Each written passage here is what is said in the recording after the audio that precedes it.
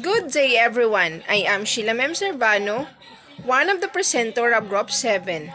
Today, we will be talking about Chapter 7, Molluscs, Annelids, and Antropods. At the end of this chapter, we can distinguish the difference between molluscan, annelids, anthropods, and crustaceans.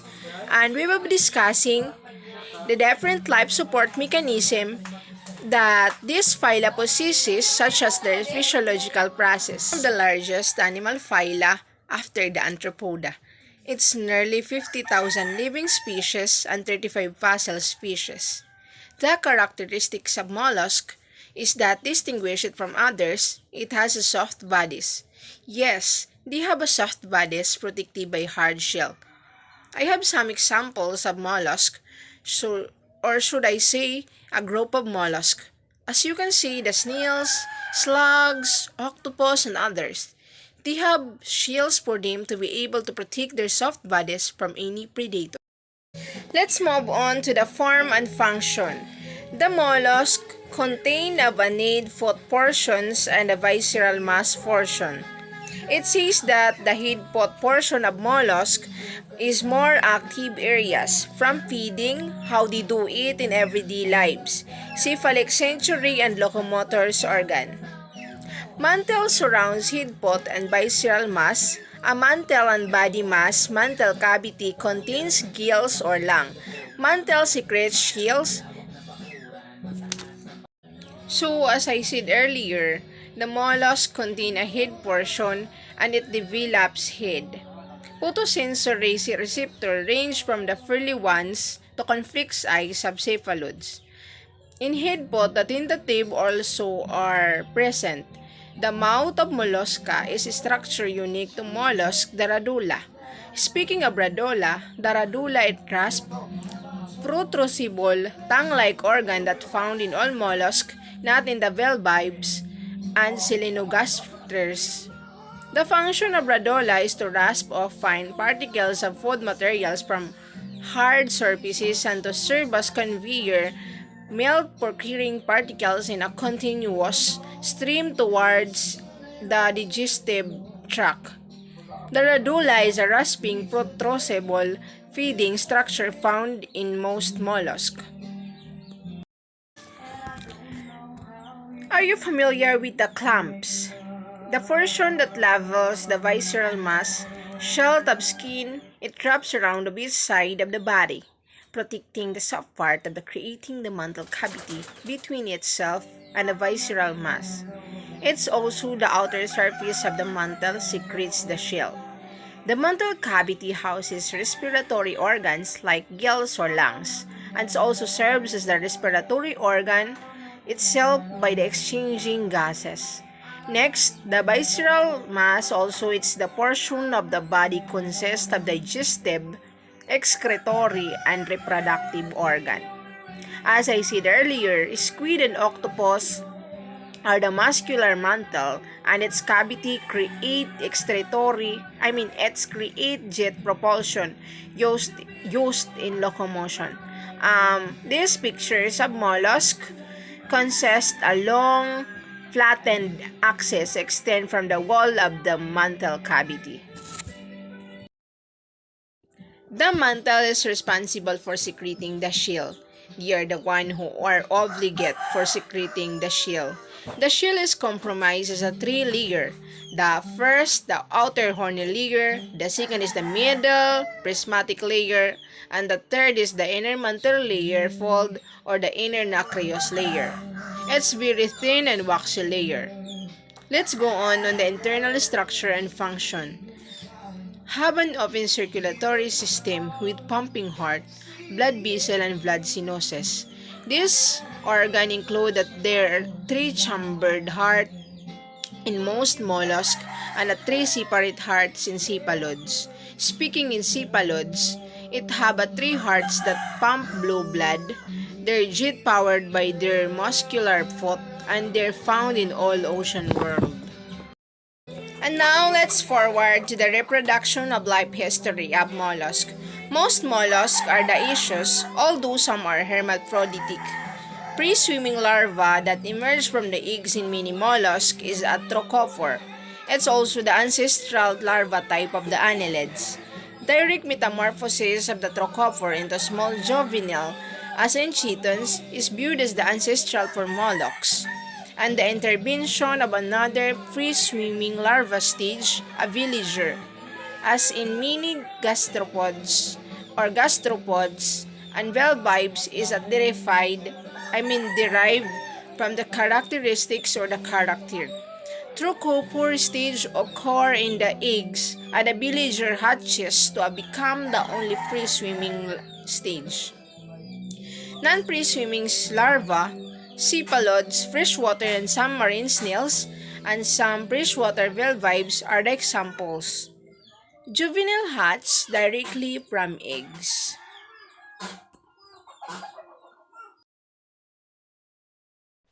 Classification of Mollusca. Useful characteristic for distinction of classes of mollusks are type of food and type of shell. Several other characteristics are important in particular classes. The example of classification of Mollusca: gastropods, cephalopod, bilbabia. Class Codophobiata. Worm-like, shell, head and excretory organs absent, radula usefully present, mantle with chitinous, cuticle and calcareous scales, orally pale-shelled near anterior mouth, mantle cavity and posterior, and with pair of gills. 6 separate, formerly united with Silongistres in class Aplocopora. The example of Codophobiata diagram. The exclusively cell-living class Codophobiata is among the least known mollusks. Class Solenogastrés. Worm-like, shell-head and excretory organs absent, radula present or absent, mantle usually covered with scales or spicules, mantle cavity posterior without trogels, but sometimes with secondary respiratory structure. Foot represented by long, narrow, ventral pedal globe, hermaphroditic. The example of Solenogastrés, less often referred to as Numinomorpha, common name the Solenogasters, are one class of small worm-like shellless mollusk, Aplacopora, the other class being Codophobiata, Chaetodermora. Class Monoplacopora. Body bilaterally symmetrical with a broad flat foot, a single limpet-like shell mantle cavity with 5 or 6 pairs of gills, large coelomic cavities, radula present, 6 pairs of nephridia, 2 of which are gonoducts, separate sexes. And this is the example of Monoplacopora. Class Polyplacopora.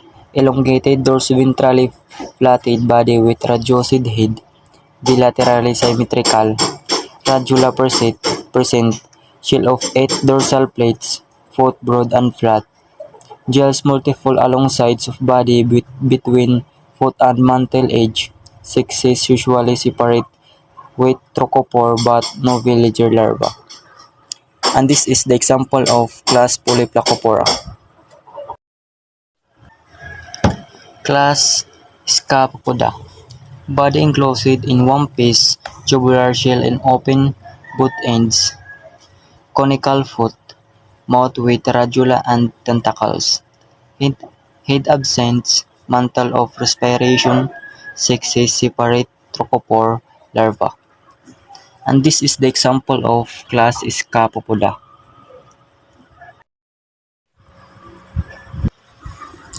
Class Gastropoda. Body asymmetrical and shows effect of torsion, body usual in coiled shell, shell uncoiled or absent in some. Head will develop with radula, both large and flat, one or two gills or with mantle modified into secondary gills or along. Most single auricle and single nephridium. Nervous system with cerebral, pleural, pedal and visceral ganglia. Dioecious or monoecious, some with trochophore, typically with villager, some without pelagic larva. And this is the example of class Gastropoda, nudibranch, apple snails, moon snails. Class Bivalvia, body enclosed in the toe-leaved mantle shell of two lateral valves of variable size and form, with dorsal hinge, head greatly reduced, path-mouth with labial palps or radula. No cephalic eyes, a few with eyes on mantle margin, foot usual wedge shape, gills plate-like, sexes usual separate typically with trochophore and villager larva.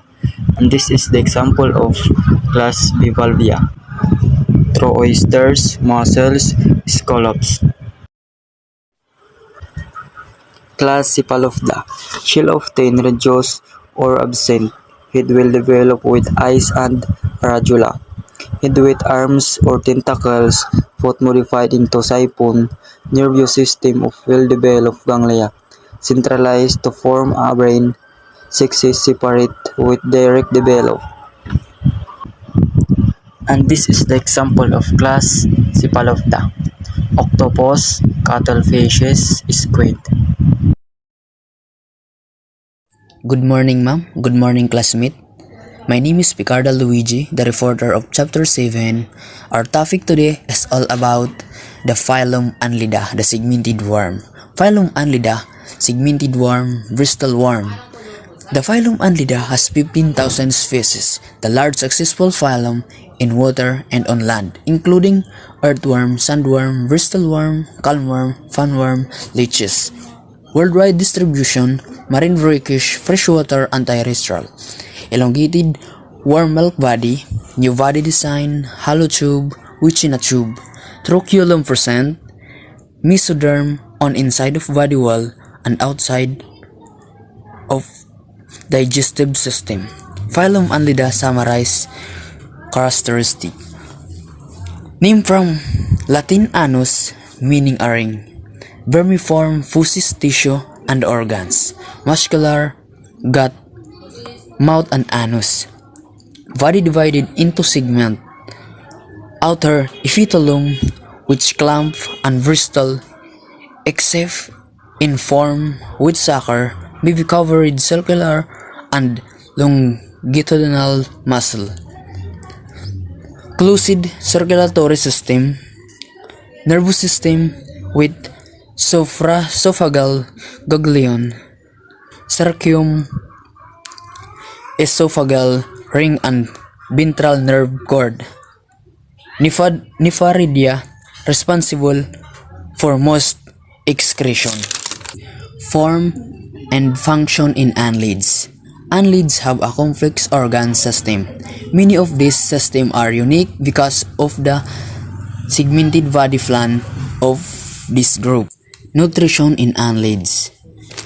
They have a complete one-way to opening digestive tract in order mouth, pharynx, esophagus scrap to store food, gizzard to grade food, intestine digestion and absorption, and anus undigested food released, circulation and respiration segmented warm body system.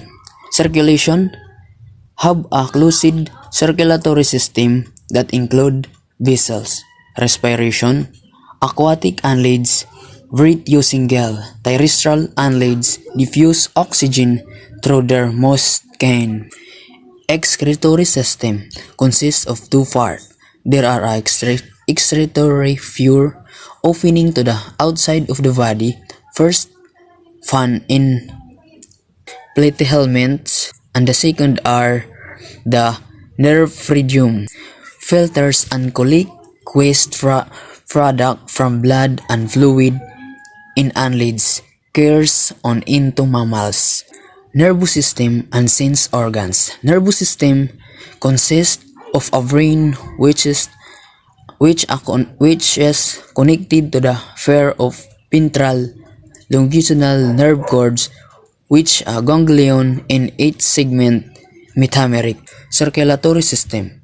Closed circulatory system in which of blood is always enclosed within blood vessel that run the light of the body and breach to every segment. Several heart, 5 in earthworm are used to pump blood through the closed circuit.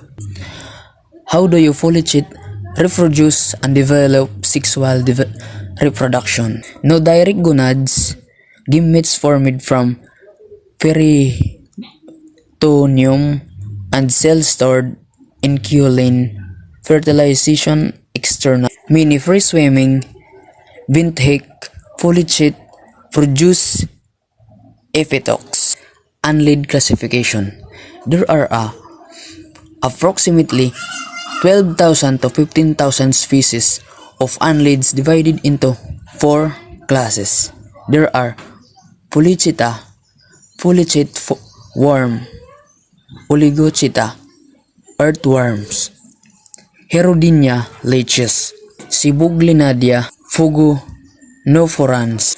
They are the annelid class. Class Polychaeta, marine worm, segmented. Subclass Oligochaeta, earthworm, segmented. Subclass Herodinia, leeches, segmented. Good day everyone, my name is Kim Cyrus P. Sumook, one of the reporter of Group 7. So my topic is all about phylum Arthropoda. Phylum Arthropoda is the most expensive phylum in the animal kingdom, composed of more than 3/4 of all known species. Approximately 900,000 species of arthropods have been recorded. And now let's move on to the classification of phylum Arthropoda. First, the extinct trilobites are among the earliest known arthropods, appearing first as Cambrian fossil, and remaining of 3 million years. They were specialized arthropods when they first appeared in the fossil record and changed little over time. So adit iya example nga picture. And the second one is the subphylum Chelicerata, one of the primary subdivision of the subphylum Arthropoda. The second one is all about subphylum Chelicerata. One of the primary subdivision of the phylum Arthropoda is the subphylum Chelicerata. Sea spiders, seahorse crabs, and arachnids, as well as the instinct lineage like the Eurytherids and Sasmataspidids are all represented. So adi nga iya example. And the second one is the class Merostomata. Now extinct sea scorpion and horseshoe crabs are known as Merostomata. Horseshoe crabs are known the excess in 4 different species. The name was coined by James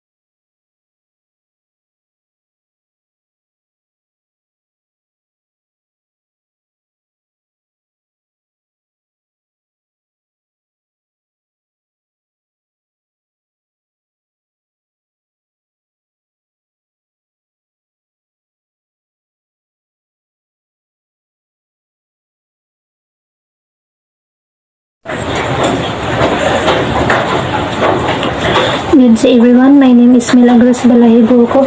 I am from Group 7 and also a reporter about the topic which is subphylum Crustacea. When we say crustaceans differ from other arthropods in a variety of ways, but the only truly distinguishing characteristic is the crustaceans are the only arthropods with two pairs of antennae. Most crustaceans have between 16 and 20 somites, but some forms have 60 somites. A larger number of somites is permative and increased stigmatizations. And the example of crustaceans are lobster, shrimp, crayfish, clams, wood slice, barnacles, copepods, amphipods, and mantis shrimp. Form and function. External features.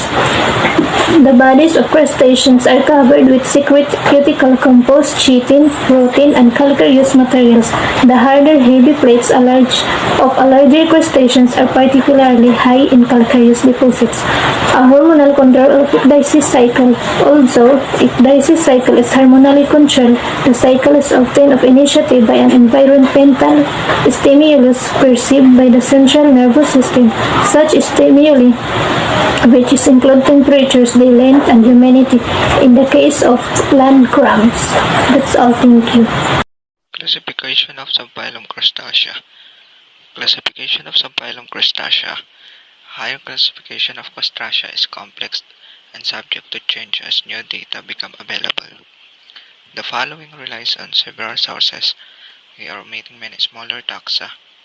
Example of subphylum Crustacea are crabs, lobsters, crayfish, shrimp, krill, prawns, woodlice, barnacles, copepods, amphipods, and mantis shrimp. Class Cephalocarida, Nocarapres, Pilopodia, one-segmented protopods, Uneramos antenals, and Pyramus antenna. Compound eyes lacking, no abdominal appendages, maxilliped similar to thoracic leg. This is the picture of class Cephalocarida. The Cephalocarida are a class in the subphylum Crustacea comprising only 12 benthic species. They were discovered in 1955 by Howard L. Sanders and are commonly referred to as horseshoe shrimps. They have been grouped together with the Remipedia and the Cenocarida. Order Netostraca. Carapace, forming large dorsal shield, abdominal appendages present, reduced posteriorly, antenna vestigial. This is the picture of order Netostraca. The order Netostraca, containing the single family Triopsidae, is a group of crustaceans known as tadpole shrimp or shelled shrimp. The two genera, Triops and Lepidurus, are considered living fossils, with similar forms having existed since the Devonian. Order Cladocera. Carapace folded, usually enclosing trunk but not head. Pyramus antenna, abdominal appendages absent. This is the picture of order Cladocera. The Diplostraca or Cladocera, commonly known as waterflies, are a superorder of small crustaceans that feed on microscopic chunks of organic matter. Over 1,000 species have been recognized so far, with many more undescribed. Then order Concostraca. Bivalve carapace enclosing entire body. Pyramus antenna, all trunk appendages. Similar. This is the picture of order Concostraca. Concostracans are commonly known as clamp shrimp due to their outward resemblance to bivalve mollusk. All concostracans are laterally flattened and possess a bivalve carapace, joined by a dorsal hinge or fold with the two halves connected and controlled by a strong abductor muscle. Subclass Ostracoda. Bivalve carapace entirely includes body. Body unsegmented or distinctly segmented. No more than two pairs of trunk appendages. This is the picture of subclass Ostracoda. The Ostrocoda are a subclass of small crustaceans living form range from 0.3 to 30 millimeter long, which occur in particularly every aquatic environment. Into these oceans, they are found from the abyssal depths to the shoreline. Then subclass Mystacocarida, no carapace, body of cephalon and 10-segmented trunk. Delson with claw-like caudal rami. Cephalic appendages nearly identical, but antennae and mandibles paramus. Other head appendages uniramous. Second through fifth trunk summits with short, single segment appendages. This is the picture of subclass Mystacocarida. Mystacocarida is a subclass of crustaceans that form part of the Myobenthos. They are less than 1 millimeter long and live interstitially in the intertidal zones of sandy beaches. Subclass Copopoda, no carapace, thorax typically of 7 somites, of which first and sometimes second fuse with